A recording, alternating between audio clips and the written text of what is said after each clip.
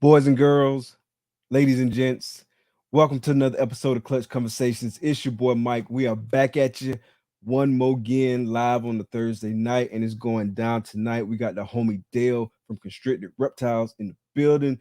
But before we get into that, let's go through a few things real quick. First and foremost, man, shout out to my lovely wife, Takara, the world famous TJ, the DJ. Appreciate everything you do. Really appreciate it. Yeah, make sure y'all show us some love in the chat. Y'all make sure y'all also show the channel some love, man. Hit that like button, hit that subscribe button, and definitely smash that notification bell so you can get notifications each and every time we drop a video. Shout out to the audio only game, man. Really appreciate all the support y'all showing on the audio platforms. We get more and more traction on this, so I really appreciate all the support. If you're not subscribed, if you're not following us, definitely go out there, check us out. We are available on all major podcasting platforms. So that's Apple Podcasts, Google Podcasts, Spotify, and more. And when you're checking us out on your favorite podcast platform, please be sure to rate, review, and subscribe. It really helps us out, and we really appreciate the support. Speaking of support, you know how we do. Make sure you support US Arc and US Arc Florida. The link for both organizations are in the description of this video. If you're not a member, definitely go grab your membership. If you're able to donate, please donate what you can. Or if you can shoot somebody else some money so they can go get the membership, and they might not be financially able to get them a membership right now, help a brother or sister out, shoot them some money, help them get a membership. We might do a giveaway too in the coming weeks on some US Art memberships, so definitely stay tuned for that. But definitely spread the word about these organizations that help protect our rights as reptile keepers. Tell a friend, tell a friend, tell a friend. Keep going, spread the word. Shout out to the sponsors, man. The homie Justin from Armless Angels and the homie Shane from Small Town Xotics. Y'all make sure y'all go check them out. Both of them hatching some dope stuff, so you definitely want to make sure you checking that out, man. We really appreciate our sponsors for showing us support, having faith in us, and really believing in what we do. We're going to kick this sponsor video, and then we'll be back. Big dreams start in small towns. Small Town Xotics is a family-ran business that specializes in high-quality ball python morphs, western hognoses, and select leopard geckos. They are proud members of US Arc Florida, and the Orient Society. Stay connected with Small Town Xotics on YouTube, Instagram, and Facebook. Witness their journey as they grow their business and showcase their animals to the world. Thank you, Small Town Xotics, for sponsoring the show.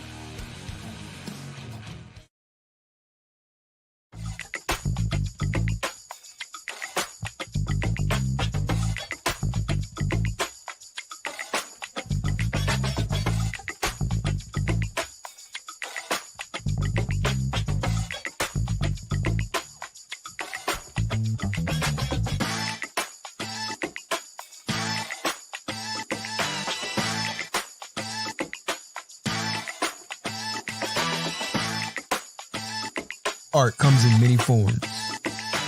At Armless Angels, it comes to life. Again, man, shout out to the sponsors. Really appreciate y'all support. Y'all make sure y'all go check them out. Both of their links are down in the description of this video. Go check out that link tree. Follow them everywhere they can be followed, and definitely check them out. Like I said, they really gonna be hatching some dope stuff. I know for a fact. So y'all make sure y'all keep your eyes peeled, looking out for that. Let's see who we got in the comments tonight.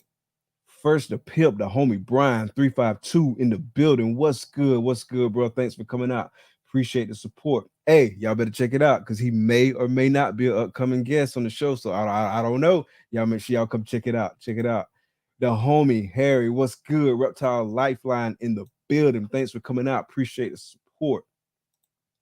The homie Bosa, what's good? Aaron, what's good, brother? Thank you for coming out. Kike in the building.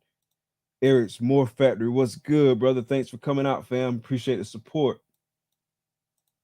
A homie Rock, what's good, bro? Thanks for coming out. Appreciate the support, man. Y'all make sure y'all go check out his podcast, man. It is a fucking ride. So y'all make sure y'all go check that out, man. Having a good time. The homie T Keys in the building. What's up, brother? Thanks for coming out. Appreciate you coming out. Casey, Golf's Reptile Creations. Appreciate you coming out. Appreciate the support.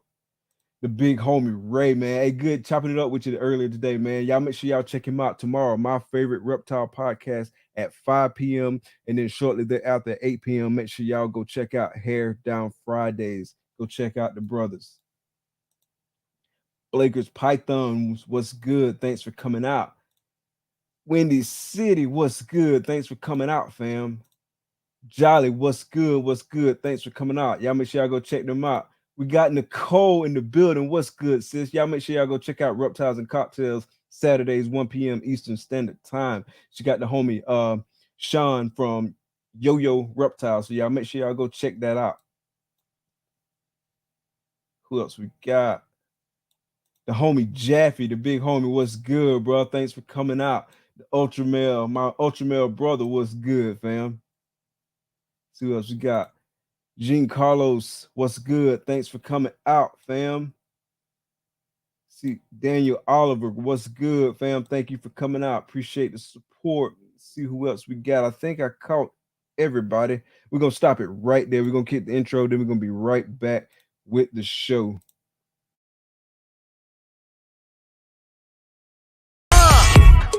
Baby, won't you listen to me? I got that flavor. I know you're dying to feed. I ain't no dancer, just got some hip in my feet. Now throw your hands up. Ooh, you bring the lighter, I got the fuse. You make a fire, I'll add the fuel. Follow my lead, just watch your shoes. Gotta turn the heat up, spit this cool. Who you know who looking like this for real? Who you know who looking like this? Who you know who looking like this for real? Who you know who looking like this? Who you know who looking like this for real? Who you know who looking like this? Who you know who looking like this for real? Who you know who looking like this?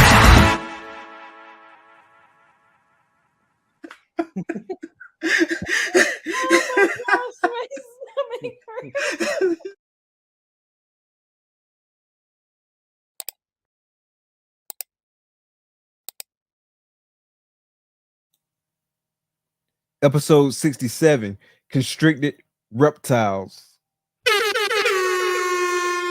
What's good, bro? How you feeling? Good, you?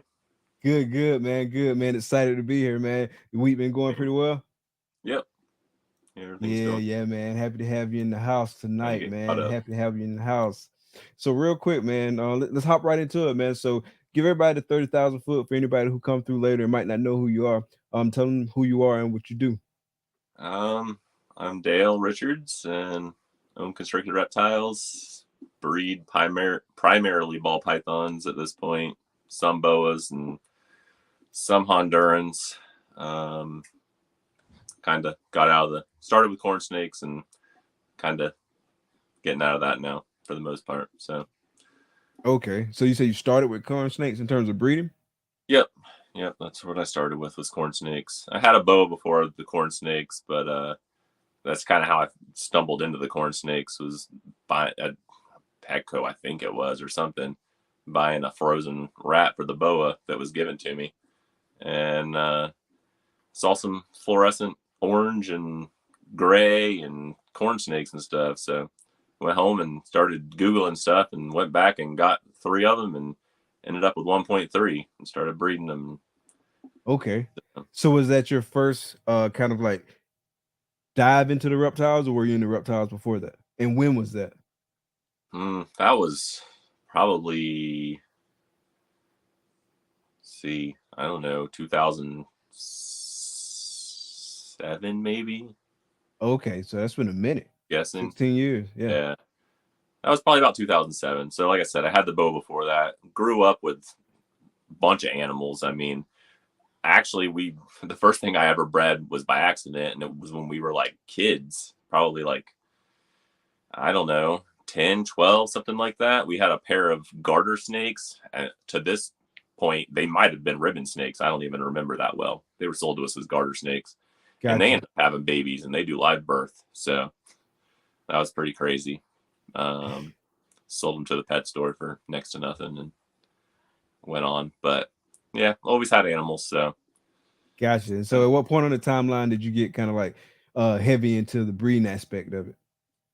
I don't know. Once I started looking at the ball pythons and stuff, or the corn snakes, I started doing that just on like a small scale. Just kind of, it's like, I don't know. I've always liked the aspect of doing a hobby that can kind of pay for itself, and maybe make a little bit extra money. So I propagated plants and stuff like that for a long time as well. While I was doing that, just random. I got a homie that do plants. Hibiscus and just stuff you can propagate, and like planting palms from seeds and stuff like that, and turning around and selling those for cheap.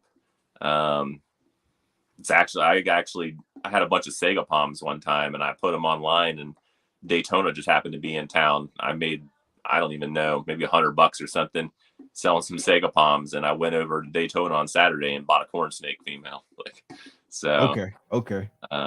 Yeah, it's kind of how I started with all that. And then I don't know, just going to the shows and stuff, started seeing the ball pythons and seeing some of the colors and stuff that were there, and started looking into that more.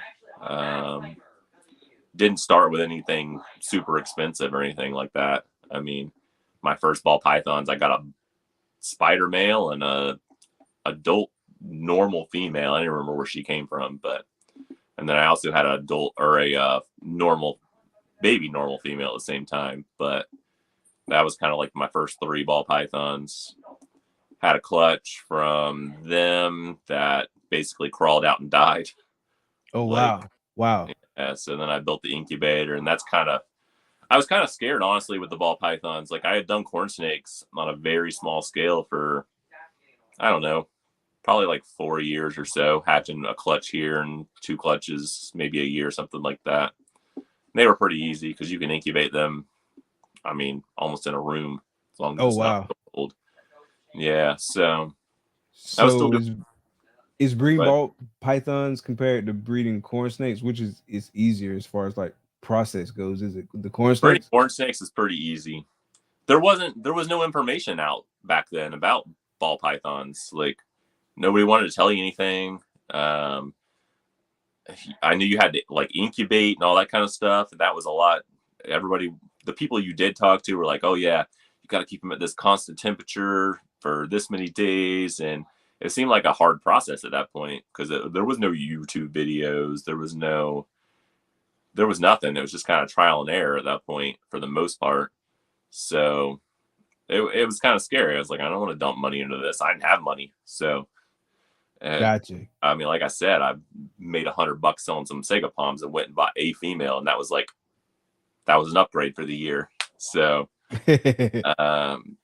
but yeah, and you start looking at these ball python prices, and I mean, back then the stuff was more than it is now. So this was, I'm sorry, I might have missed this. This was still 2007, probably like 2007 or so, and then it kind of over the next couple of years. So I don't know, the ball pythons, I think the first year I invested, which wasn't like really crazy money, was probably like 2011 maybe, or 10 or something like that. So there was relatively it was like, I don't know, I think I took like $1,200 or put like $1,200 or $1,400 on a credit card or something, went to Daytona, and I bought like a Mojave female and a pewter female and a yellow belly female and maybe like 1 or 2 other things. At that time, were Kodams kind of like the rage at that time? I remember you making a comment about like back in the day, everyone was trying to stack as many Kodams as possible. That was back when the nerd. I don't know if you ever seen any of the nerd videos, like the old ones? I've seen some old ones, and I got like one of Kevin's books too. I think a lot of the original videos might be archived. I'm not sure on that. Like, it was his old videos were like waiting for a Justin video to drop, a Canova video. So, but it was like once every couple months or something, and it was like this crazy next stacked. How many genes did you put in this? But it was all like pinstripe, super pastel, spider, butter, yellow belly, and it was like this yellow snake with some little black spots on it, and it was like they all kind of started looking the same at that point. But it was just like, wow. So as far as the ball pythons go, and choosing to breed those and really focus on those, was it just the morphs that attracted you, or was it anything else about them? Yeah, it was a lot of the morphs. Like I said, I mean, I've always kind of liked the aspect of being able to have like a side business. I guess I always wanted to either own honestly, back then, either a nursery, a plant nursery, or a pet store. But we know the pet stores aren't really profitable for the most part.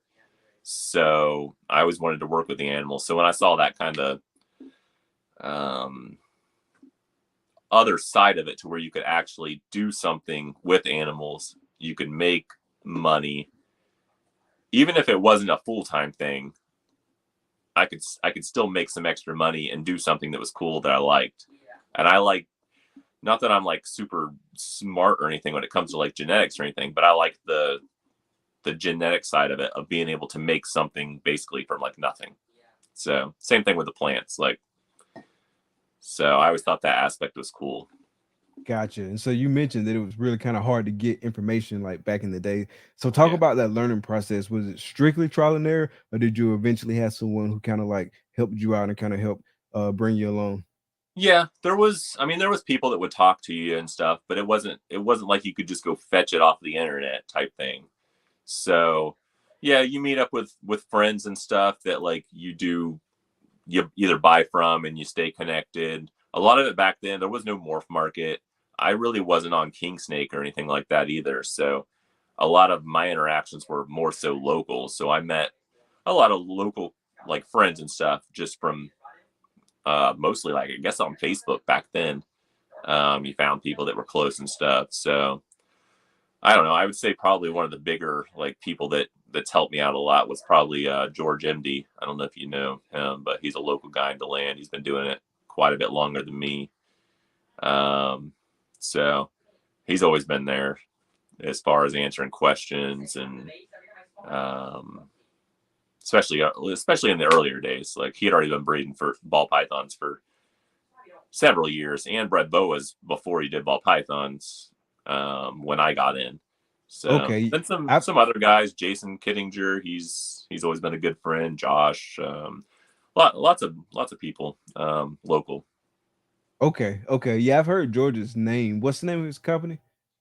Just George MD Reptiles. Okay, that's what it is. Okay, gotcha. Yeah, I've heard that name before. I've seen it somewhere. I can't remember where I've seen it. It might have been on Morph Market. It might have been at a show. I can't remember exactly where I've seen it, but I have seen it. He used to do Jacksonville. He hasn't done one in a while. He does Tampa and Orlando. He vends actually with my 8 table setup or whatever. So I did the dry goods, and he takes usually two of the 8 tables. So yeah, y'all was thugging it back in the day compared to how we had to do it. Like, because I mean, I came in 2020, and so like when I came in, it was like all kinds of information out there. Yeah. It's like, it's just basically like, where do you look? Like, it was like the exact opposite. Instead of like having to like really like find some information, it was so much information. It's like, what do I focus on? What do I listen to? I don't necessarily envy y'all either, because when we came in, there wasn't a lot of genes. So it was like, now you come in, and I assume it could be pretty overwhelming. Like, the amount of genetics is just out there. I mean, I don't know. There was definitely less than probably 30. Like, when I got in, recessives, and maybe less than that. So yeah, and just based off sheer availability, like, you could focus on like those, let's just call it 30. You could focus on those 30 to learn what those 30 do and like easily identify it. Whereas now, man, it's dozens and dozens of genes, and just like some of them are similar. And then it's like a lot of like, for me, like one of the things that was confusing like early on is genes that have the same name. So no pun intended, like confusion and acid, right?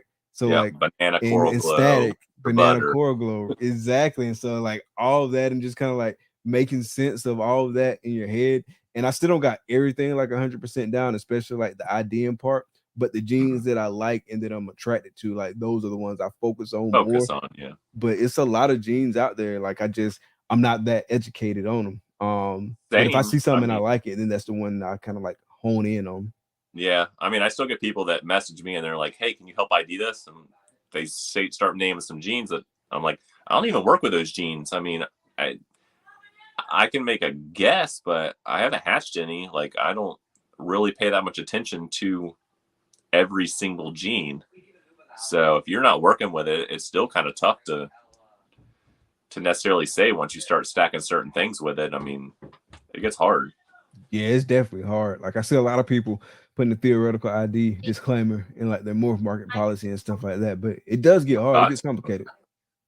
Yeah, some things you just can't guarantee. I mean, when I list a lot of stuff, I'll be like, I know what was in the pairing. I'll be like, it's this possible this, especially stuff when you get like yellow belly and stuff like that. It didn't come from an ivory, and I mean, yeah, these genes and it's pos yellow belly, pos this or something like that. But yeah, if I don't know, like I'll straight up say, like, look, I'm not same. 100% sure. Like I think it might be this, but I'm not 100% sure. You know what I mean? Because I don't want to like try to like oversell something and just be like, yeah, I'm 100% confident. Because first and foremost, you should know I'm not 100% confident when like this many genes are at play and I'm like this new in the game. And so like it's just it is complicated though. So. It don't even matter how new you are. I just had a clutch recently, and I would have sworn I knew the genetics on the girl. I hatched her. I would have sworn she was a GHI lesser pastel yellow belly that I hatched. And last year, I didn't breed anything to prove out the yellow belly, and all the babies ended up, I don't know what happened, but the whole clutch was like shark mouth. But this year I bred her to just a super specter. So nothing crazy, but I hit one super stripe. So apparently I have horrible luck or she ain't yellow belly. So you gonna run it back again or something similar to try to prove out? No, I'm a seller as a GHI pastel lesser. Gotcha. So real quick before we move on from like kind of the early days, like I love hearing stories and stuff from the guests. So is there like any like standout moments or anything like that, or any like turning points early in your career that you can share, give us a story about?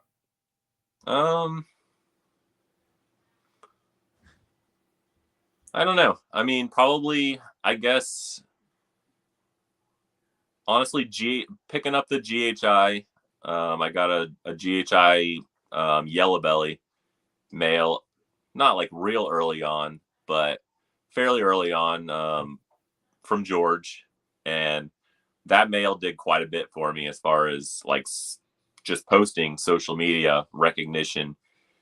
Because, I mean, like on my banner, that's a GHI Mojave yellow belly. And that was, when I started hatching those, it was getting a lot of attention. So that helped early on as far as like just kind of getting people's eyes and getting recognition as far as being noticed. And then other than that, probably getting into the acid project fairly early. When did you get into that? I don't know what year it was. It was like I want to say the second year, maybe first and a half year it was released or something like that. Was that what, 2013, 2014, something like that? Or was it before or after? Honestly, I don't even know. You're probably pretty close. Okay. But yeah, so I mean, I was good friends with Josh, who found it. So I remember being on the back porch cleaning rats, and he was always searching for the next dinker project, which I'm the complete opposite. I'm like, I want to know what I got.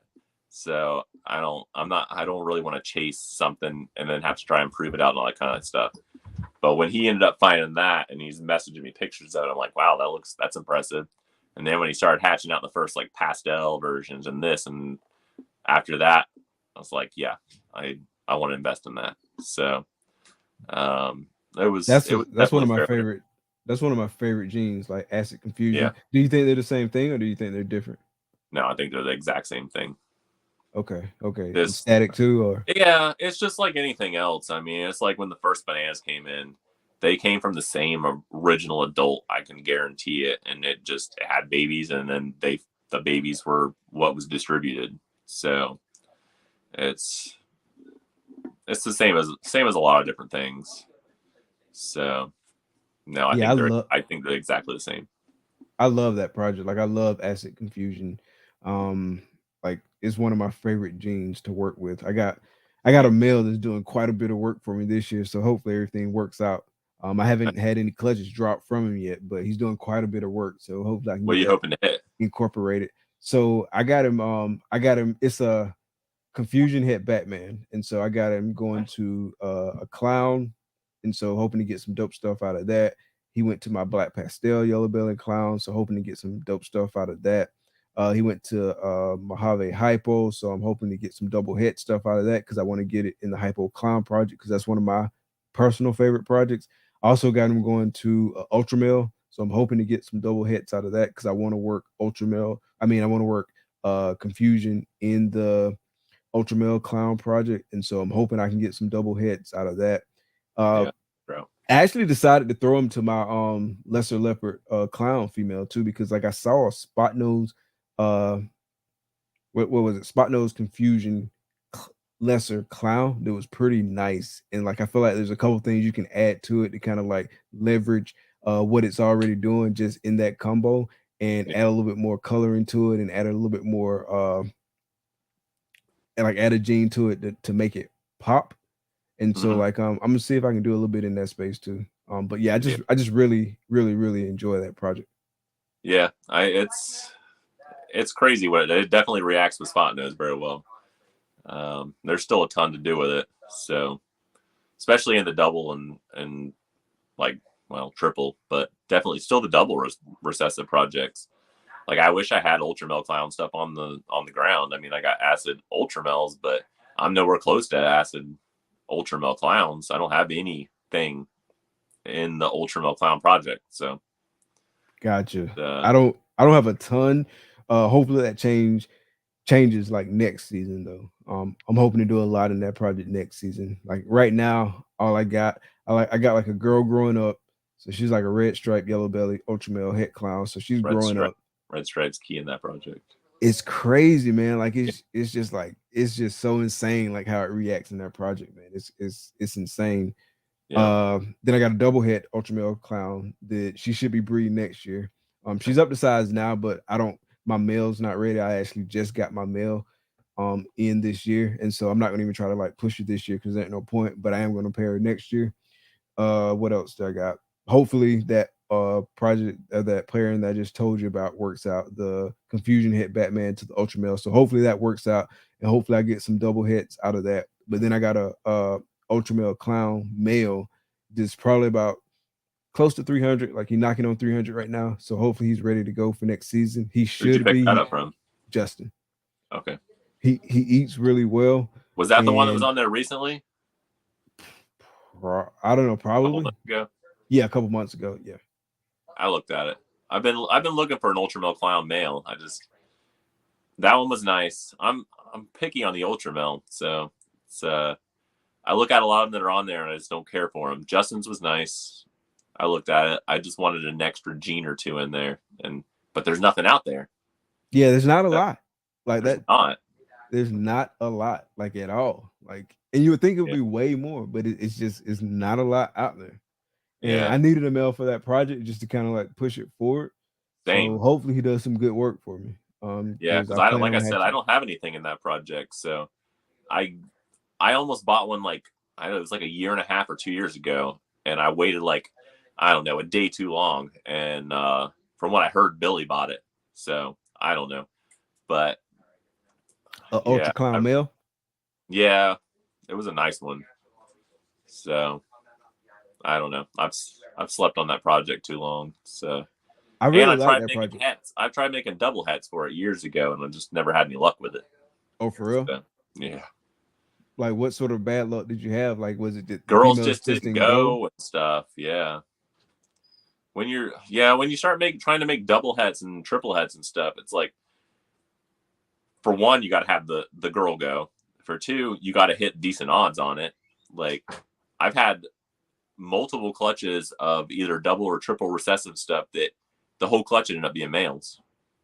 So, or like one female. Like, I have one pastel triple het Desert Ghost Xanthic Pied, because the rest of the entire clutch was females or was males.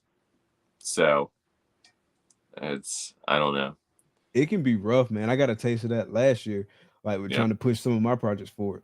Like, I had a hypo clown pairing that I was hoping to hit a lot of females in, and that ended up being a 6.2, like a 6.2. So I had 6 males. The more you want those 2 curls, females. the Exactly. more males you get. I know. I just had one hatch that was it was triple het with some it was Desert Ghost Clown to pewter G stripe. It's nothing crazy, but still, it ended up being, I think, like you said, I think it was probably 5.2 or 6.2 or something like that. It's like, I don't know. So yeah, it's man, rough. It can be. I was just about to say that, man. It can be rough, and like that was my first season of really getting like slapped in the face with the odds, because I was gonna work hypo pied, and I'm still gonna work it to an extent, but I think I want to get clown in that project as well. I But slept on that project. you slept on it. I was hoping to get some double heads last year, and the girl slugged out. And then my double head DG clown clutch, she had, like, let's just call it 8 total, like, eggs, quote unquote, Right. but 7 out of those 8 were slugs, and then the 8th one, it lasted all the way until like 2 days before it was time to cut, and then it just went bad, just out the blue. I was like, man. I've And so, like, had 2 go bad this year already. 2 for complete real, clutches.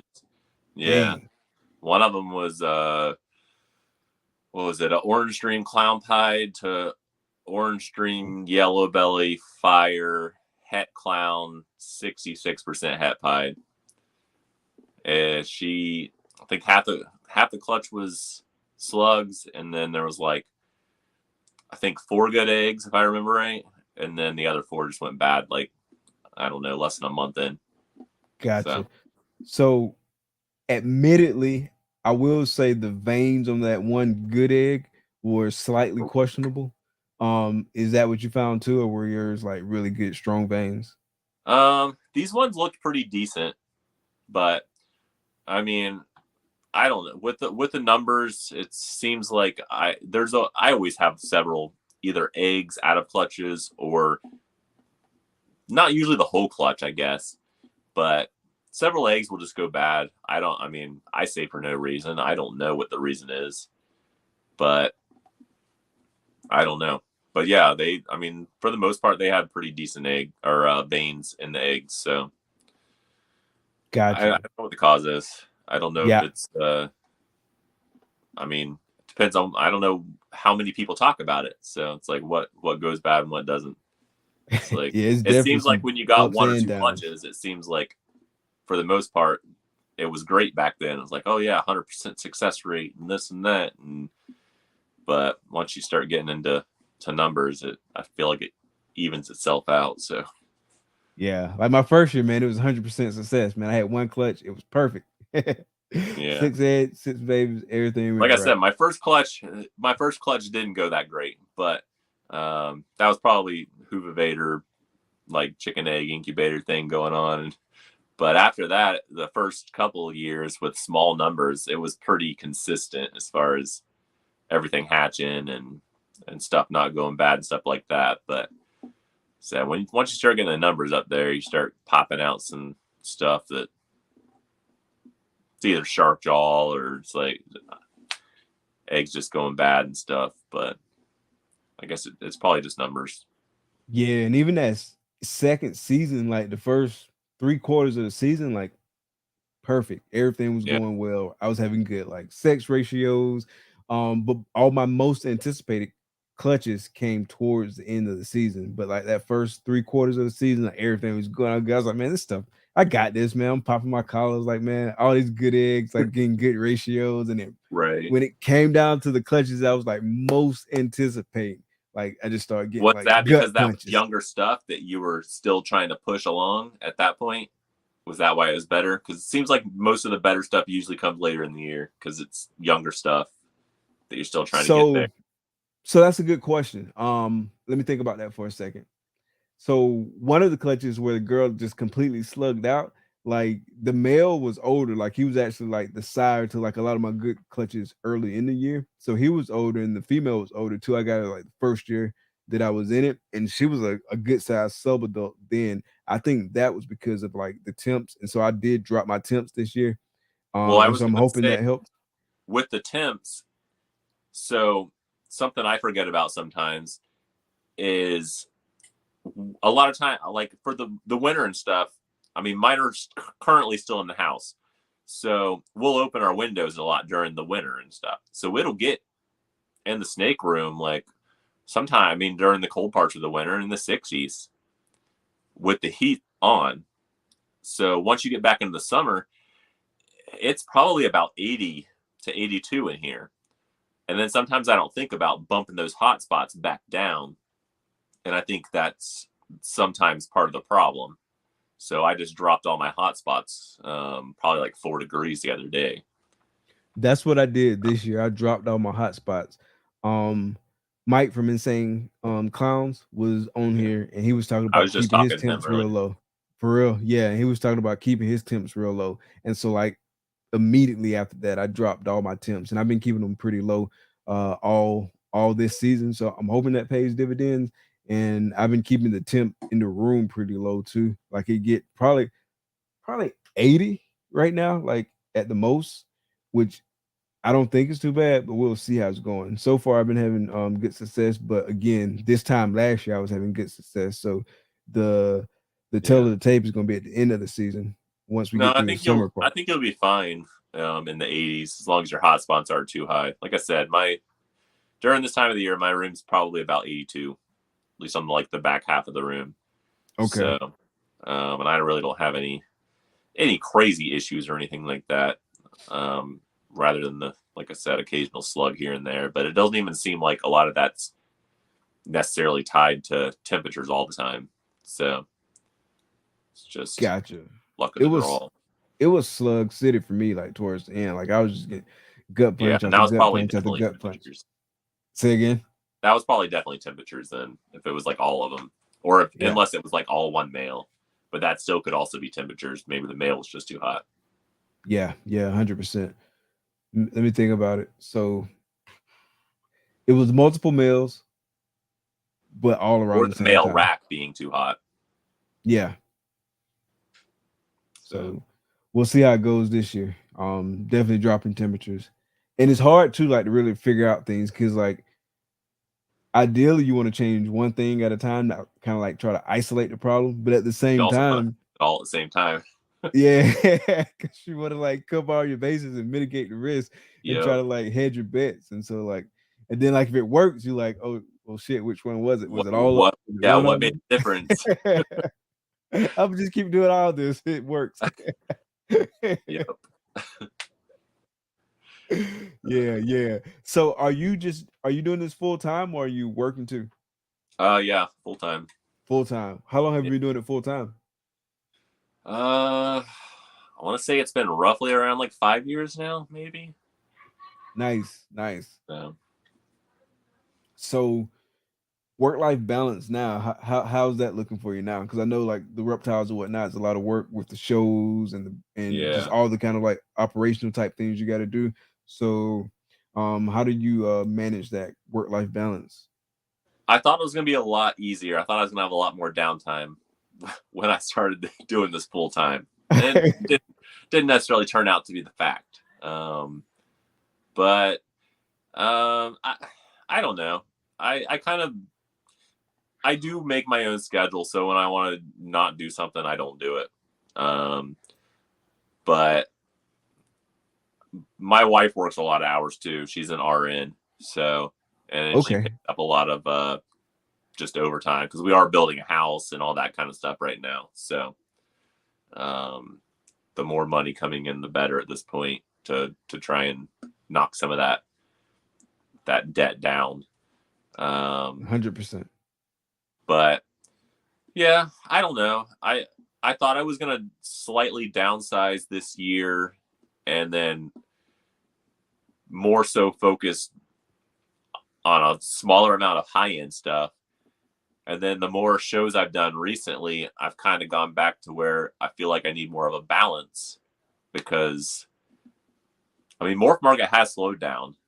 The market's not crashing like everybody's out there screaming and preaching. And probably part of the reason that the market is down is because everybody's out there crying recession and that the market's crashing and stuff. I mean, are you going to go buy in a market where everybody's saying that it's dead? Yeah.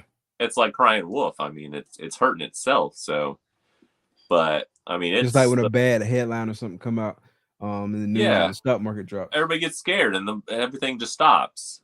So I think that's part of the issue. Obviously, we're in a slight recession, I guess you could say, as far as just general. Money's not coming in super easy like it was during COVID and all that kind of stuff. But overall, it's going to bounce back. I mean, like everybody says, if you got the room and you got the money, it's a buyer's market right now. Unfortunately, I just don't have the room. But yeah, so as far as like the balance and stuff, I'm still doing an okay amount of shows, and I'm still going to probably do some pairings that I was originally thinking about not doing just because of shows, because shows are still been good. I mean, I've been doing more at shows than I was 2 years ago, as far as like money wise. Nice. So it doesn't make sense to not. So okay. So right now I'm just going to pick up more shows and do that until things come back around, and maybe I can step back a little further and do less again. But gotcha. So would you say kind of like your ratio of sales, like shows versus Morph Market, is kind of like shifting away from Morph Market a little bit and more into shows, you would say? Right now, yeah. Right now? I would say so. And you think that's going to be like cyclical, just kind of based on like where things are? I don't know. I mean, I guess it depends on who you are and what you got up there. If you got something up there that's the only one, or there's only a small group of it, then they're going to have to buy it if they want it for Morph Market. Like your Justins and your people like that. But for me right now, I'm just kind of focusing more on shows than Morph Market. At this moment anyways. Gotcha. So plus all the stuff that's going on, you know, I don't know what's going on with all that right now, but yeah, so it's pretty timely that you mentioned shows, because that's one of the things I wanted to talk about. So can you talk about like your experiences at Reptile shows and kind of like what made you start doing them and why you like them and things of that nature? Well, back in the day, like I said, there wasn't really a platform outside of like, I guess, King Snake, which I wasn't on. So when I kind of got started, you could kind of sell on Facebook. They weren't really cracking down like they do now. You could sell on Craigslist and stuff, like your low end stuff, but it wasn't like a high end market or anything, but I wasn't producing high end stuff either. So shows seemed like really the avenue to go out and be able to sell stuff. So, I mean, when I first started doing shows, I think I was only doing a couple clutches a year. So I would do like the Orlando show in December and Daytona, I think. So the first year I started doing Daytona, me and 3 friends split a one table with deli cups. Like, we made a little bit of money. We didn't lose anything. So, and then I've done it every year since. And then that was in August. So then like come December, I would do the Orlando show and then I would wholesale the rest of it. Then I'd be done for the year. because I was still working full-time job and everything then. So Gotcha. as stuff started growing, I just started doing more shows, and the shows have always been a avenue that you can definitely move stuff. Gotcha. I like shows because you can meet people face to face. Even if it isn't a great show, it's still a good advertisement as far as getting your face out in front of people and stuff. I'm kind of a shy person. Like I'm not really super outgoing as far as getting in front of people and stuff like that. Like I don't know how many years ago, I'd have never done one of these live. Like I'm not super comfortable on something like this, but I feel like it's necessary. So Gotcha. Yeah. I'm not like what do they call it, an extrovert either. Like extrovert either. Like yeah, I have to push myself, like really, same. especially in like large crowds and stuff like that. Yep. Especially and then in large crowds in person, like I really have to push myself to Yeah. do it because there is value in it, and I do find the value in it, but I'm just like not naturally like that. Same. Everybody look at me kind of guy.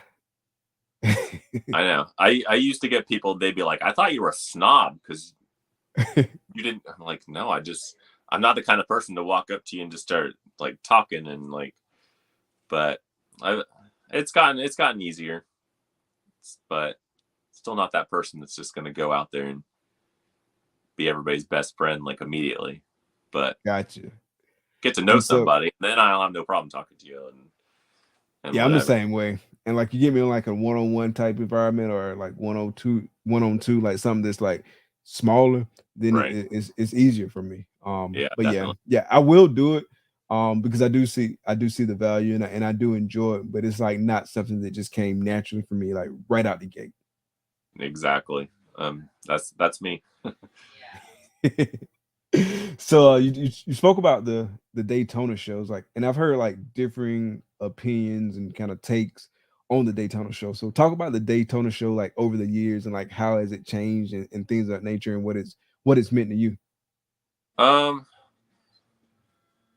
so when I started going there, it wasn't in the same building it is now. It was on the other side in like the basketball courtyard area.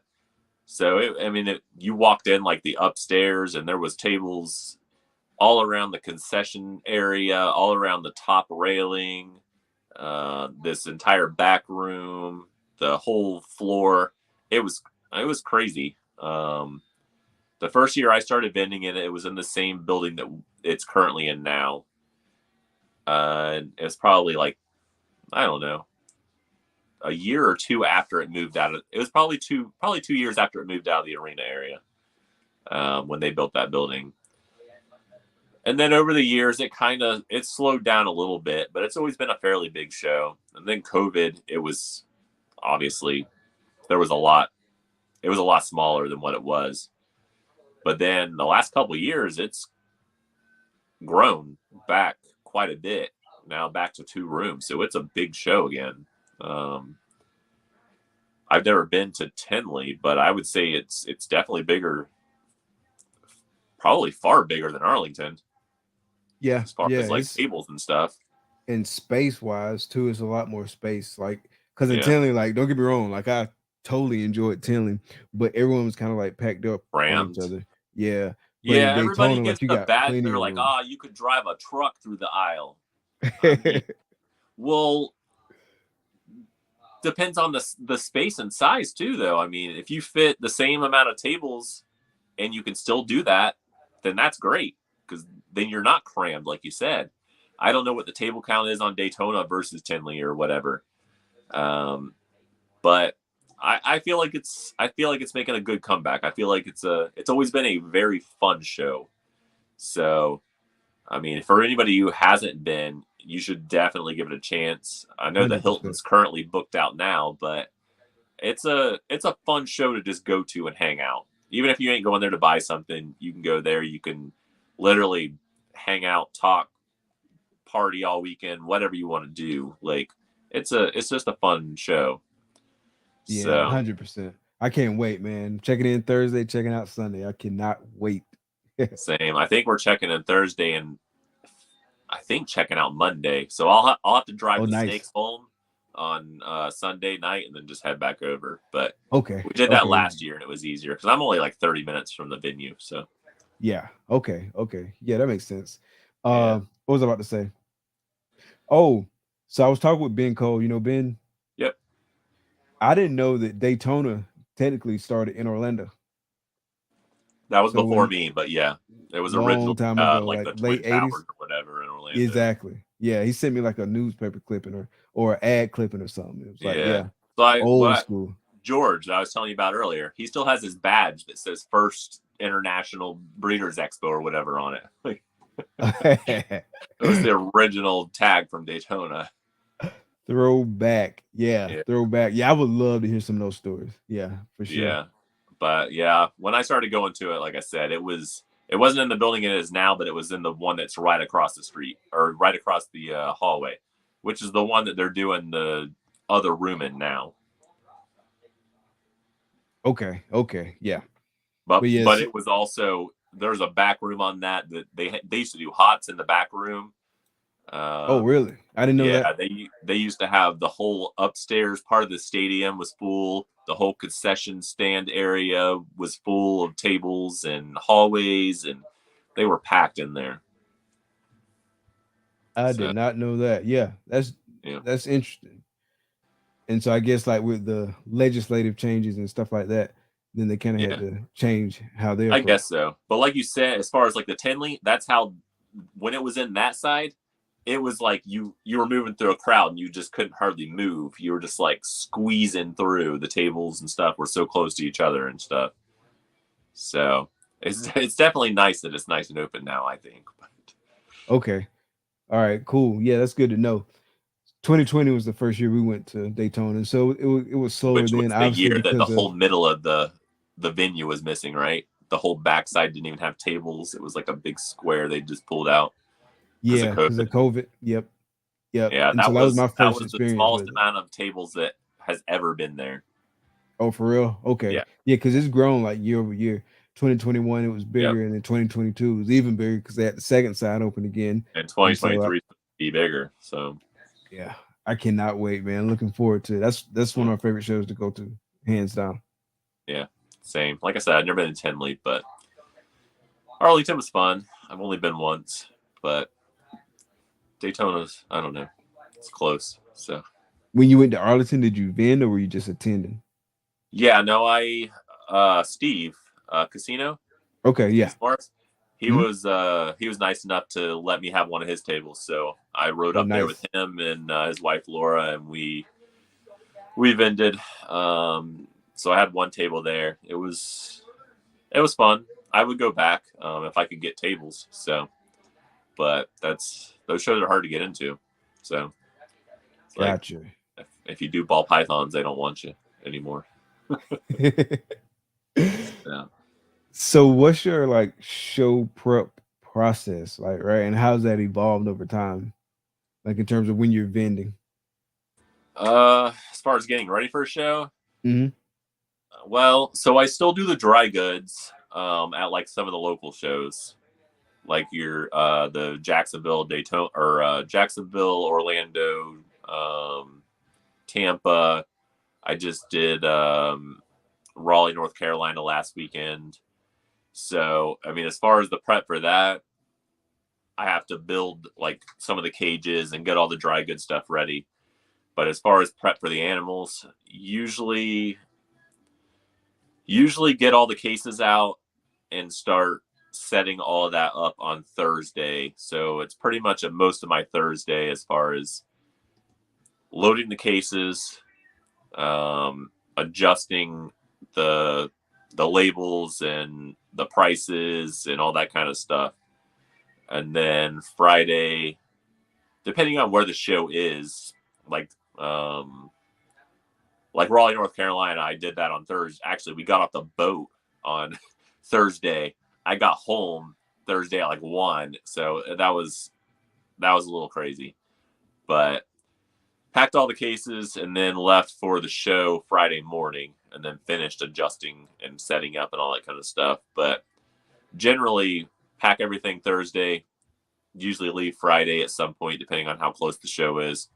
Do all the setup, finish adjusting prices, just make sure everything's set up good with the lights and the cases and the dry goods, and then come back Saturday morning for the show. As far as like Daytona and stuff like that, I don't do the dry goods at, so it's just animals. Okay.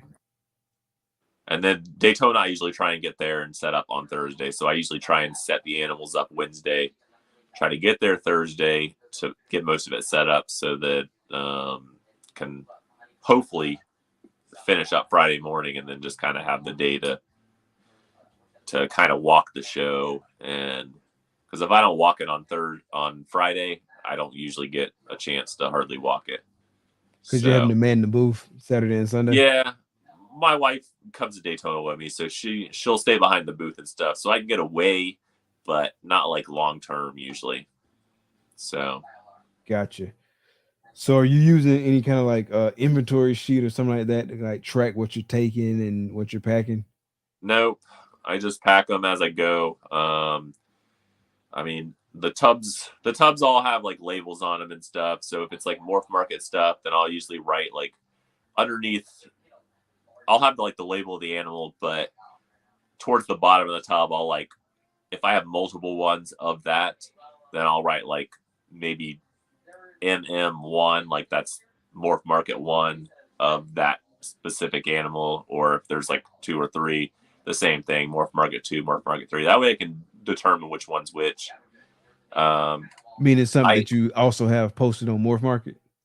Yeah. If it's listed on Morph Market. So that way I don't get it confused with another one if there's multiple of that same type of animal. If I got one of them, then it's going back in that same tub because it's the only one. Gotcha. And also all of the everything has like a clutch number per year. So I can also write that on there. So if it was clutch like 21, and then I can go back to that tag that has the clutch 21 and I know pretty much what it is and stuff. That way, just keeping genetics straight on some of the stuff. So, gotcha. What kind of equipment are you using? Like your display cases and stuff like that? My displays are all ARS. Okay, nice. They're convenient. You can literally pack all the animals right in them, and then you can stack them all inside the case. And they're in like carrying cases. They're heavy, but they can stay in there overnight. It's all vented and stuff. So like I said, I can pack on a Wednesday or Thursday, depending on where I'm going, and then just plop them out, turn them upside down and stack them up, as far as setup goes. And then the lights, I forget exactly, it's like Peeve or something, but, it's just an LED, desk light that goes up behind it. So set all of that up. Okay. Nice. Yeah, I definitely want to start vending at some point. It'll probably be in 2024 when I start vending. Hopefully this year I can get some snake sales and use that money to pay for the stuff I need, because I'm in need of some equipment upgrades. Like I need a new rack, at least one new rack, maybe even 2. I need a rodent rack. I need show equipment, so I need all that stuff. Looking at that stuff too, especially like rodent holding bins, because I do all my rodents as well. And right now I'm using like the whatever they are, metal feeding troughs or whatever, like from Tractor Supply as far as holding bins. But those things rust out every couple of years, and then you got to replace them. They're never the same size, so then you got to like build new tops for them and all that kind of stuff. So I keep looking at the Freedom Breeder rack as far as like the holding bins and stuff, but I haven't committed yet, and I don't even know if they still got space, but I may get one of those shipped to Daytona. Okay. But it would. Which one are you looking at? The holding one, the big drawer for the with the 70 series tubs in it, I think, or the big one. It's the really big one, like the big huge drawers that slide out on the caster things. Okay. I don't know what the number is, but it's for like grow ups and stuff. Gotcha. Are you rodent wise? Are you doing just Norwegians? Are you doing Norwegians, ASFs? You doing mice? What you working with? All 3. All 3. Okay, nice. Yeah. Nice. Yeah. So I Do breed. you have a preference for any one of the three or nah? Um, not specifically. I mean, I feed most of my adults that will eat them. I feed them the regular Norwegians. Most of the picky stuff obviously is going to get the ASFs. And then pretty much anything that's a baby or that's for sale or whatever, like as far as baby stock goes, not adults that are for sale or anything like that, but they pretty much all get the mice, depending on what size they are. Um, I do like the ASFs, and I like the idea of feeding the ASFs, and I do think they do very well on them. And I don't think they'll get stuck on them if they're not a picky eater already. Um, I just don't have with the number of everything right now. I can't do that as far as like strictly those. So some of the stuff that I really want to go, I will. I'll start throwing it like multiple ASFs. And it seems like most of those girls, if you throw it a couple ASFs a week, it probably will go. Versus if you throw it a regular Norwegian once a week or once every other week, it may go, it may not go. Like so, it seems like the smaller item more consistently, and also maybe it is the fat versus protein content and all that kind of stuff that makes a difference too. I don't know, but it does seem to play a slightly more consistent as far as the outcome of whether she goes or not. Gotcha. Yeah, I feel like the ASF's a cheat code. Like just with like the growth that I'm seeing, like Yeah, and the I even take a ASS week off themselves, they too. just take so long to grow. Yeah, that is one thing. That is one thing. They do take a little bit longer to grow. I haven't bred rodents, but just from or Norwegians, but just from talking to other people, it seems like they do take longer to grow. But then at the same time, like I don't know, like I feel like ASF and a Norwegian at the same time. I feel like pound for pound, they're probably getting more from the ASF. And Maybe, but I mean, like I said, most of my adults that I would feed like one. I mean, if it's I call them smalls, but they're probably closer to mediums. So let's just say one medium for an adult female. I'm probably going to feed that same female like 5 ASFs. oh wow, you feeding that many? Okay, Yeah. okay, So not necessarily that she needs it, maybe, but I feel like that's about the same makeup.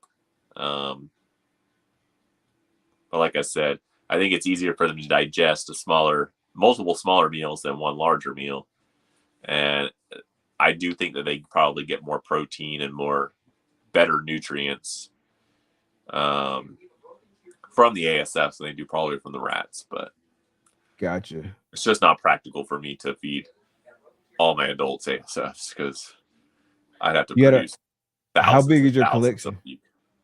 animals. Yeah, Oh, I don't even know. I mean, including everything, or ball pythons. well, I mean, the majority of it's ball pythons. I'm including babies though, and adults and everything.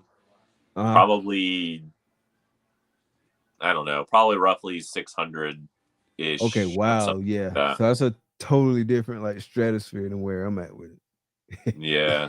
Like I'm sub 100 right now, at least for like things just crawling around. If you count like the gravid females and the eggs in the incubator, I'm over 100, but sub 100 for No. things is Well, I on the think ground right now living. I put the 39th clutch in the incubator today. Oh wow. So I'm not counting clutches. Um, but it'll probably be one of my slower, like the slowest year I've had in a couple of years. I don't average a crazy amount, but I usually do about 60, About 60. 61, 62 And where you clutches think for the last couple of years and a couple boa litters here and there.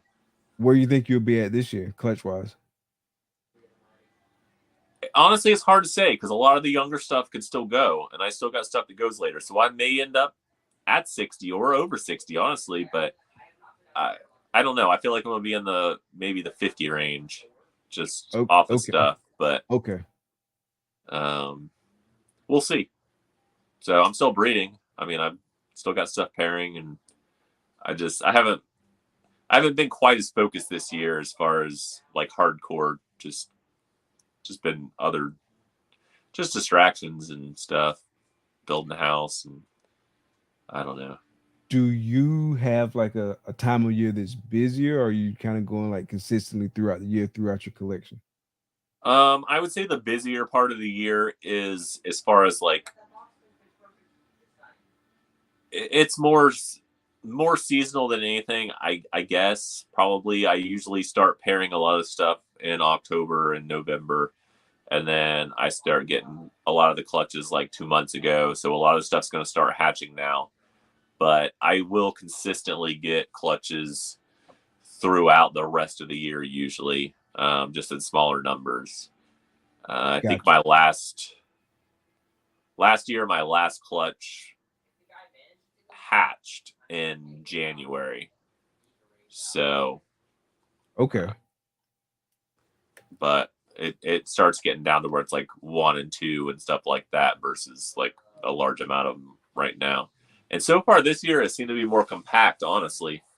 It seems like a lot more went very close to each other Okay. versus the last couple of years where it's been more over like a, I don't know, 4 to 5 month span.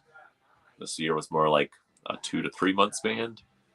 Like But I got more girls, like I got more clutches right now in the incubator this year, right now than I had at this time last year.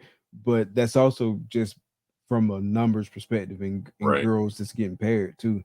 Most of my stuff is still gonna come in like the August through October range in terms of as like far when as they're gonna be hatching or dropping. laying, dropping. Laying a lot of it's just gonna be Okay. laying. Like a lot of my girls don't even start building until like March, April for whatever reason.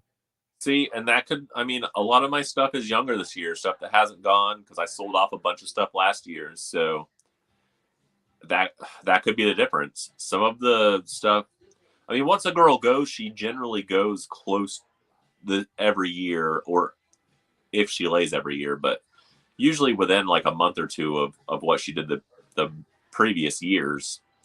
And I've noticed some of the stuff going like a month later this year, where last year they like literally dropped within a week of the previous year. So, Gotcha.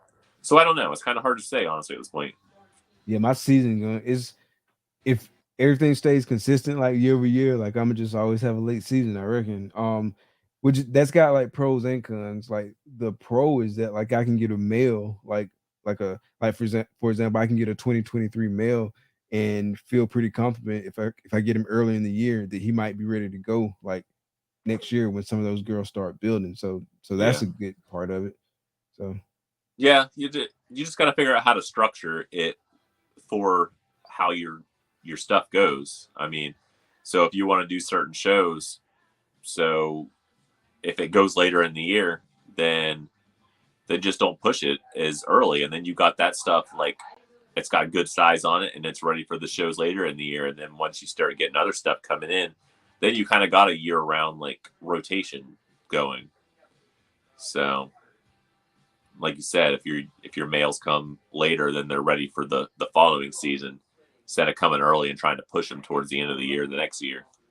absolutely. So, Absolutely.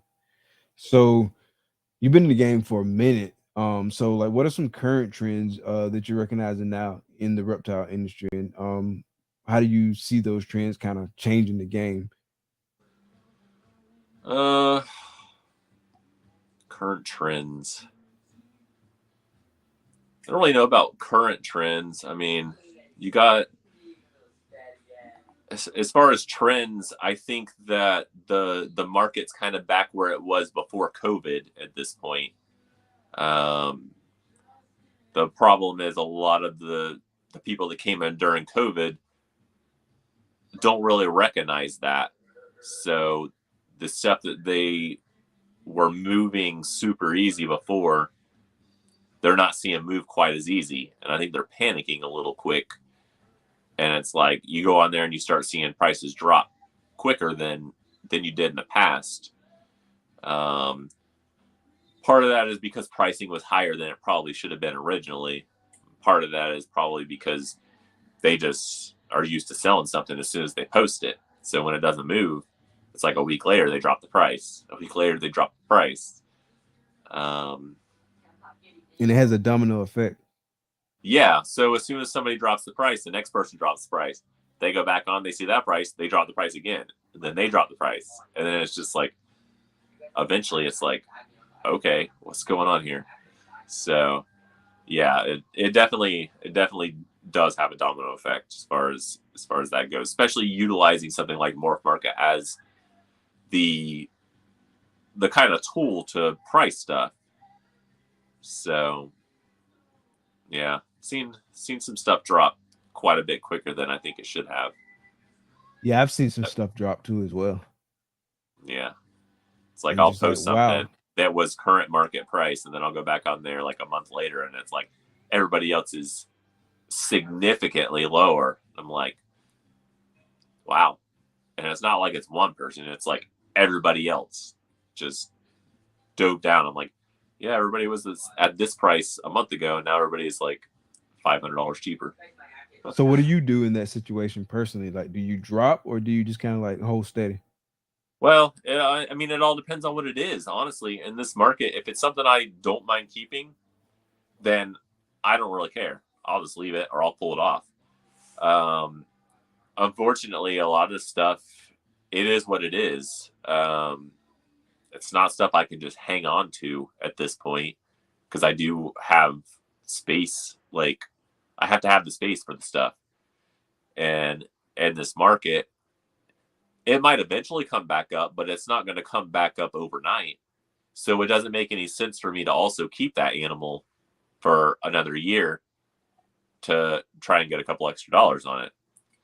So, I mean, in a lot of cases, yeah, you got to kind of adjust to what that is currently. And over time, I mean, like we saw during COVID and stuff, the prices went back up on stuff. Also, the prices will go back up on stuff when you make something that's relevant again with that gets the market excited. So you just kind of got to hope for some of that stuff as well. But yeah, if I'm not going to keep it, then I'll either try and find a wholesale avenue or something. I don't usually try and tank a price online. I just don't like that. So if the market's down, somebody messages me about it or something like that, I'll be like, yeah, I can get you a deal on that or whatever, or stuff like that. So it's not cut and dry. It just depends on the animal and the individual Gotcha. situation, really. That makes perfect sense. And that's a good way to handle it too. Like, just like kind of doing stuff behind the scenes and not like Yeah, because I tanking mean, the market price. when you tank prices like that online, that's visual. That stuff stays there. It's setting a standard just for everybody else to do the same thing to knock those prices down. And if it's a reasonable price, I'm not saying that I want to be the highest person trying to sell whatever or want to be unrealistic or anything. I'm willing to do deals. I will, especially like at shows or whatever. I mean, shows I think are a good avenue for that. As far as so that you can sit there and you could talk to the person and you can move it for not necessarily whatever the price is online, but it's still a reasonable price. So I don't know. I don't like giving stuff away for nothing. Do you have a lot of people make offers to you? Like especially these days, right now that it's more of a buyer's market. Right now, do you have a lot of people like just make kind of like off the wall offers and you're like, nah? Yes. Yeah. But I also have a lot of people, especially like on Morph Market, they'll make an offer. They'll set the price. And I'll be like, all right, that sounds fair. I can do that.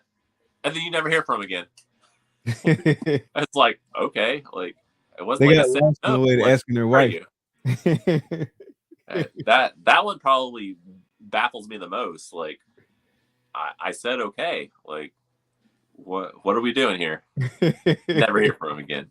All right, whatever. That's wild. That's wild. Yep. It's like, yeah, I agreed to what you asked. Exactly. And you set still, the price. like, ghosted me. it wasn't like you came at me with a price and I was like, well, I could counter offer you with this. I said okay, like, and then you just ghosted me. I don't know. Maybe they're in shock. Maybe they're gonna hit you up later. I don't know. Months later, I guess, but It's funny. Like sometimes you just wonder, like, I mean, because you always got to approach everybody as if they're not gonna ghost you. I mean, that's just right, good customer service and just kind of good business dealings. exactly. But you're always kind of in the back of your mind wondering if this gonna be the person that actually goes through, or are you just gonna ghost me after I like do all these Yeah, things you asked me to do along the way? yeah, because I mean, a lot of the people, especially at shows, I mean, you kind of get a vibe off of some people when they come up.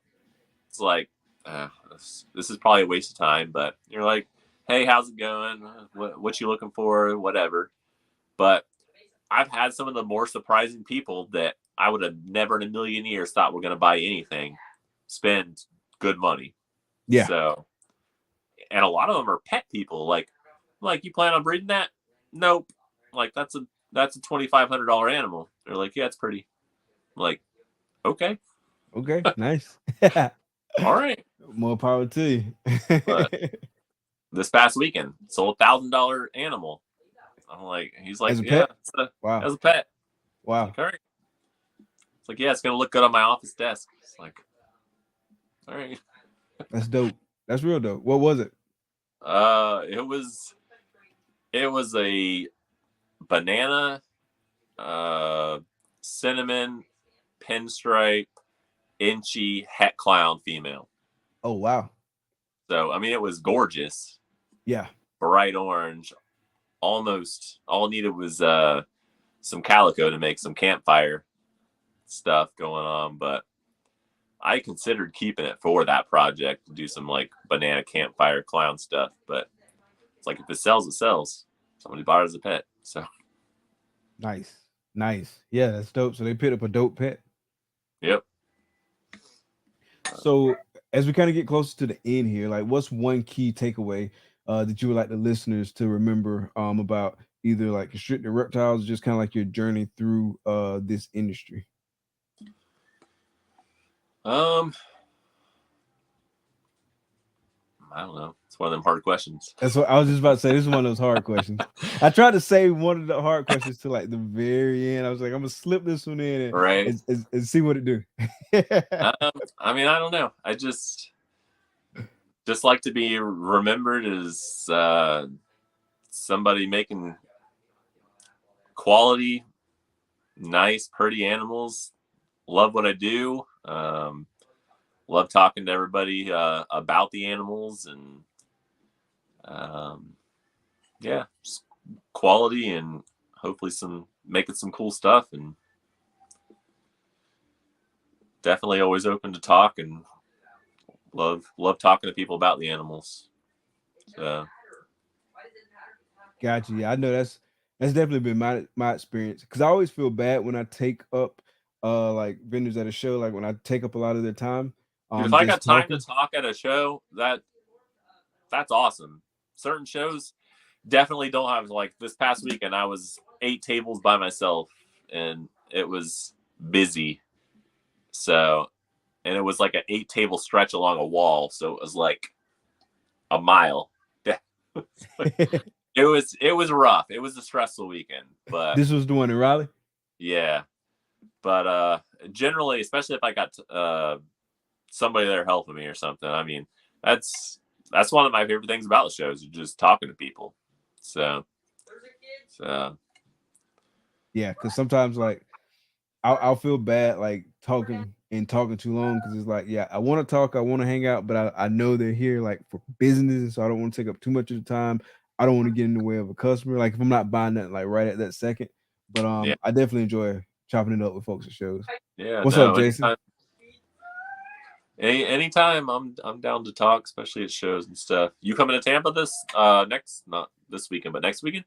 I'm not gonna be able to make No? that show. I was actually just talking to Ray about that this earlier today. Okay. Likely not gonna be able to make that show. I want to though, but probably won't be able to make it. Yeah. Daytona Hopefully. might be the next show that I hit, to be quite Oh honest. wow. Yeah. What all shows are you doing between now and Daytona outside of Tampa? I honestly don't even know what's after Tampa. I don't plan that far usually. So most of my Florida shows are already pre-booked through Eric, who I do the dry goods for. So Tampa, Jacksonville, Orlando, those are already pre-booked shows.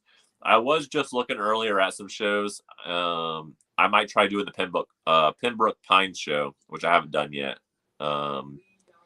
So I need to call and find out about that one. I know there's tables available. I tried looking at them online, but I couldn't. I don't know. I don't think my like I said, I don't book most of my shows. They're already pre-booked. So as far as getting on there and booking it, I couldn't figure out the password and all that crap. So I used to just call them and be like, hey, I want this many tables at this show, and that's kind of how it worked. So that's probably what I'll do for that show. So I think I'll probably do Pembroke Pines. Outside of that, I'm not real sure what else pops up. I want to say Jacksonville is maybe the weekend before Daytona. Okay. So probably Jacksonville, and Orlando is coming up soon too. I'll be in Orlando soon. I don't remember exactly. I think it's next month. Okay. So July? It's in July. Might be able to make Orlando. So. Well, I'm on my phone where I would look at the schedule, but I got a schedule like that I put somewhere. I was actually looking to the side right now to see if it was like readily available, but I don't see it right now. But I might be able to make Orlando though. I think Orlando's in roughly a month. So it's next month sometime. Okay. So I might be able to make that. Yeah. But making it to Tampa is gonna be hard. Just kind of with everything else going on. Yeah. It's coming up quick. I like Tampa though. Tampa's a good show. Okay. Yeah. You've been to that one, right? Or no? I haven't been to any shows yet. Oh, you said have I been to it? You've been to Tampa though? No, I haven't been to the Tampa show. I haven't been to a show in Orlando. The only shows that I've been to in Florida is Jacksonville, Daytona, and the Lakeland show. Oh. Yeah. I want to get to Orlando. Orlando and Tampa are the two best shows in Florida outside of Daytona. That's what I heard, and I want to get there. Yeah, should definitely come hang out. Been to Tinley.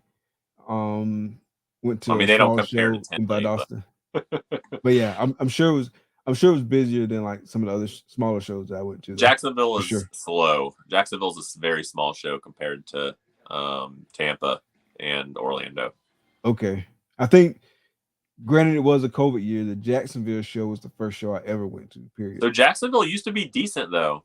When did you first start going to Jacksonville?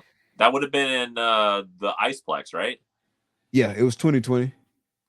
So it was at the hockey arena place or whatever, right? Yeah. It was they had the COVID restrictions and all that. Like you could get in for like the 2-hour box and stuff like that. So it was so it was a better show then than it is now. And before that, I don't know if you know, the Morocco Shrine is where it used to be. They tore it down, which is why it's not there anymore. But Jacksonville used to be a good show. Okay. Now it's very small. I feel like it has potential, but I don't know. It seems like each time they've moved it, it's kind of lost a little traction. Okay. So, and then they got the fairgrounds, but they got a 1 day, like they call it Rep Day. Oh yeah. Not the show me. This was actually a Repticon in Gainesville. Oh, in Gainesville. I haven't been to that. Yeah, it's just like a 1 day show. Yeah. And it's pretty small, but I went to that one as well. I thought about being in that one at one point, but I don't know. I don't know if it would have been worth the drive. Yeah. I mean, obviously you can get your name out there and whatnot, but I mean, it wasn't even a ton of people in there. So they had how many times? I think they've done it probably 3 or 4 times. Right here in DeLand, they did a Rep Day, but it was 5 minutes from my house. It was definitely all selling low animals, but I mean, if you can go, I think I'm each time made about $2,000 there, like 5 minutes from my house. It was like super easy to set up and tear down, and no drive, no nothing, 1 day. So it was worth it. But yeah, so like me personally, I would probably vend Rep Day here in Gainesville just because it's right around the corner. but Yeah. like I wouldn't go to another city to do it, if that makes sense. So yeah, so it would probably be worth it for you, especially like when you're getting started. A lot of the bigger show is not necessarily better. So the bigger the show, the more the vendors. The more the vendors, the more the competition. So if you go to a small show and you're like one of, I don't know, 4 or 5 people there or something that has like ball pythons or whatever somebody's looking for, you have a much better shot of selling your stuff versus going somewhere where it's a big show and you kind of just get lost in the crowd. So Yeah, that a makes lot of sense. times the smaller shows you could do actually better at.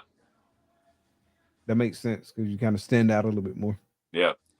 So So that would be a good probably spot as far as doing shows to try and move like lower end stuff mostly because it's going to be more of a pet market, mhm. but to move byproduct and stuff. Um, so because you wouldn't be surrounded by a whole bunch of other people. That makes sense. That makes perfect sense. I pulled up the schedule that I got on my computer, and so June 11th is the Tampa, then June 25th is the Pembroke Pines, and then I got a show me show in Jacksonville in June as well. Okay. See, I don't even have that. I think I have the little flyer, but I haven't paid attention to it. Or What actually, about I was July? looking at the wrong date, but so June 10th for Tampa, so June 10th and 11th, June Yep. 24th and 25th for Pines. Just a 1 day show in Jacksonville is what I got on this list. The same weekend. June 24th, yeah. Yeah. And then in July, a show me show on the 1st and the 2nd. And then Tampa show me show on the 22nd and 23rd of July. Nothing for Repticon. I don't see anything. Like the next Repticon that I see on at least on this list is August 5th and 6th, Fort Walton Beach. And then a Kissimmee show in September. I don't know. I'd have to get on my phone to pull it up. So I'd have to like Yeah, and get this on list ain't here. the gospel. It's just some stuff I jotted down because I was trying to like plan it out because Okay. I really need to Yeah. get If you to more go, shows. I don't know if you're like on your phone, like you're probably on computers. So if you just look up the Repticon calendar, it'll pop up all the show dates. Um, I could be wrong, but I think there's an Orlando show next month. I'm Okay. pretty sure, but I'm not positive. Yeah, I'm gonna check that out and see because if it's next month, I got a better chance of making it next month than I do this month. Yeah. So I don't know. I don't obviously if the show me show is the same weekend as what'd you say it was the same weekend as Pembroke Pines, the 1 day and Yeah, the 24th. yeah. See, I'd probably rather try Pembroke Pines than the 1 day show me, but Yeah, that makes sense. I haven't committed to either one yet. So Gotcha. All right, so before we let you get out of here and enjoy the rest of your night, I do have some random questions for you. So I'm sure you've heard these before. So we'll start with the first one. If you could live anywhere in the world, where would it be and why? probably Hawaii. Just I know you can't keep the reptiles or whatever, but I'd have to be retired as far as that goes, and or doing something different. But I don't know. We go. My sister-in-law lives there right now, so we go there. I don't know, once or twice a year. Just I don't know. I just like the beach. I like the island. It's just relaxing. So as far as somewhere to just retire and or I just like it. I don't know. It's just Nice. Okay. relaxing. Nice. So if you won $10 million, how would you use it? Probably.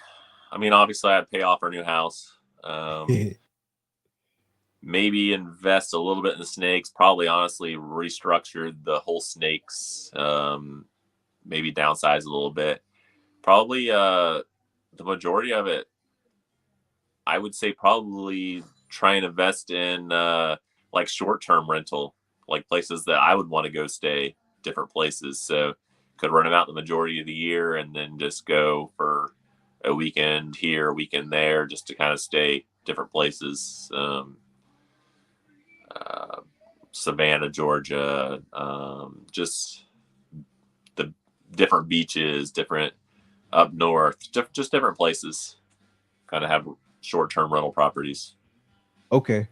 And so backing up to the investing in the snakes, I meant to ask this question earlier, but Daniel asked a question. So he said, what recessive do you not have right now that you wish you could get into? And so kind of along that same theme of investing in snakes.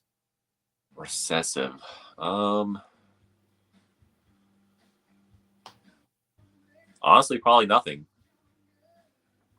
I think right now I have most of them that I would probably want. I mean, obviously, like if I had the opportunity to invest in like the perfect animal in that recessive, then that's a different story. But as far as getting into a new one, I don't think so. Monarch is okay. I've already got Ultramel. I like Ultramel. Monsoon, all right. It doesn't thrill me. Same thing with Sunset. It's all right. Like, it doesn't do a whole lot for me. I mean, what else is out there? I don't know. Tri-Stripe almost did that a couple years ago. It's okay. So If I had to answer the same question, you know what I would pick? What? And it's something that at first I was like, but then I started seeing more and more stuff, Puzzle. Puzzle. Well, I'm already in puzzle, so I know. I'm going heavy on the puzzle. Yeah, the puzzle's the puzzle's my gene that I'm most excited about right now. So yeah, I see the stuff you're doing and whatnot, and I see like other people hatching stuff. So y'all part of the problem.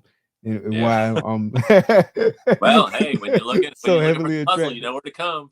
Exactly. Yeah, It's like, no, man, at first I was like, but then I just keep seeing it. Like you just same. keep And in all honesty, I wouldn't have dove into the puzzle originally either. And I kind of, my buddy Barry, like he kind of gave me a good deal on a starter package years ago, and I was like, yeah, it's another recessive. There wasn't a whole lot done with it, and I thank him for it. So, but yeah, I love the puzzle stuff. Nice, especially since all mine's attached to hypo. So yeah, and I love hypo, man. So yep. So when your phone started ringing, you know why. Right. All right. So if you could have dinner with any three people, dead or alive, who would it be and why? I forgot to think about this one. I knew it was coming too. I don't even know. So probably two off the top of my head would probably be let's just call them two. So my grandparents on my mom's side. Okay. They died when I was fairly young. So, but they were awesome. She was a lot of fun. We used to go over there a lot when we were younger. She'd take us to McDonald's and all that kind of stuff. And he was a very interesting person who knew a lot about a lot of stuff. He was a firefighter.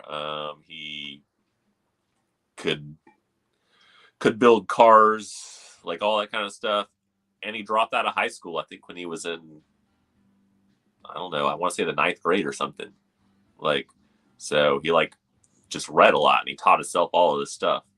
Even when he retired, the fire department would call him to fix the fire trucks. It's like, oh wow, so, yeah. So I just sit down with them. I think that would be cool to catch up as an adult.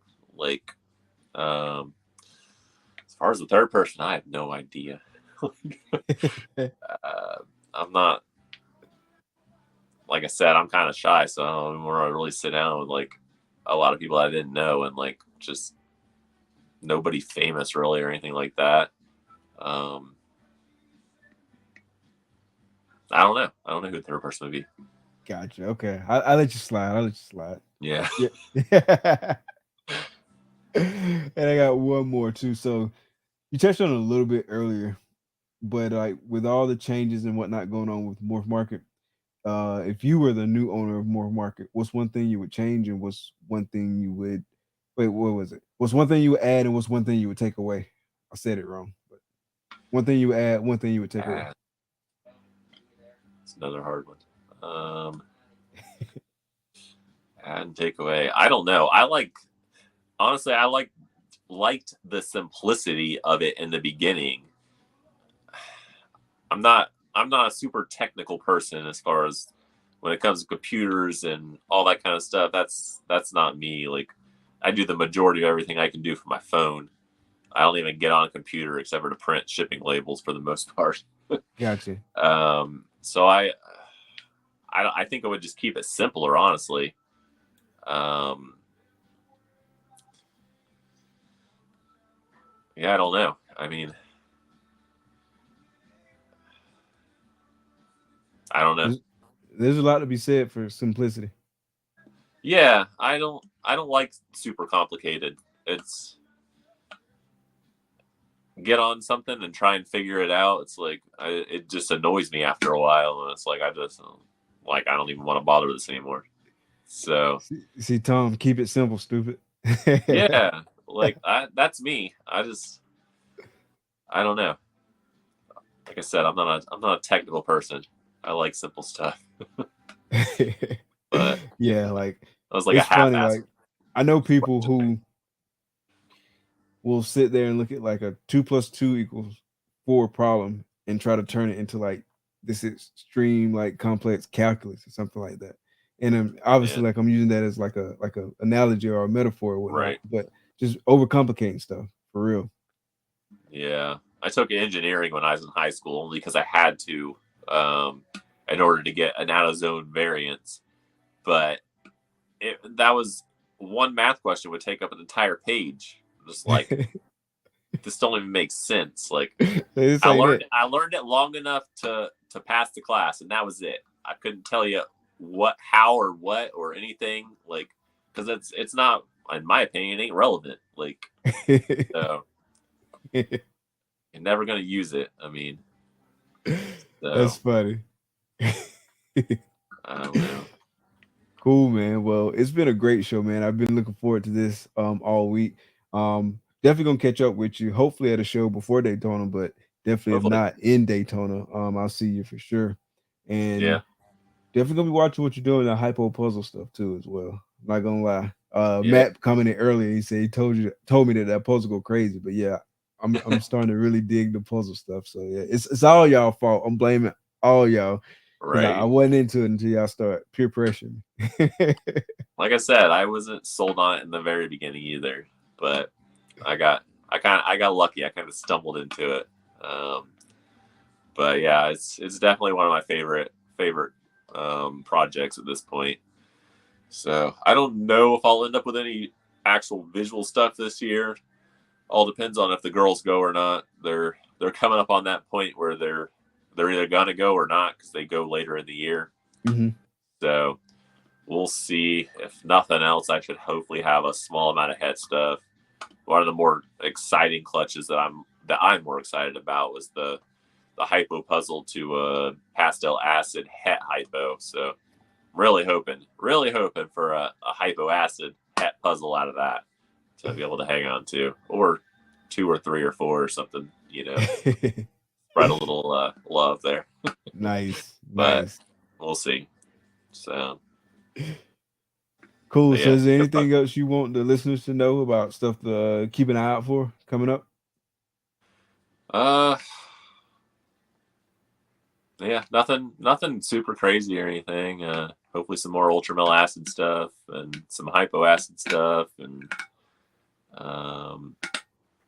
I said, I don't know about the puzzle stuff this year, but definitely next year should have hopefully some crazy puzzle stuff coming. Hopefully get the GHI and Orange Dream and all that stuff into the hypo puzzle project as far as visuals, hopefully. So Justin's got like I forget the exact combo, but I want to say like leopard confusion. He got it from Bear. I know he busted that out. We were on the cruise together.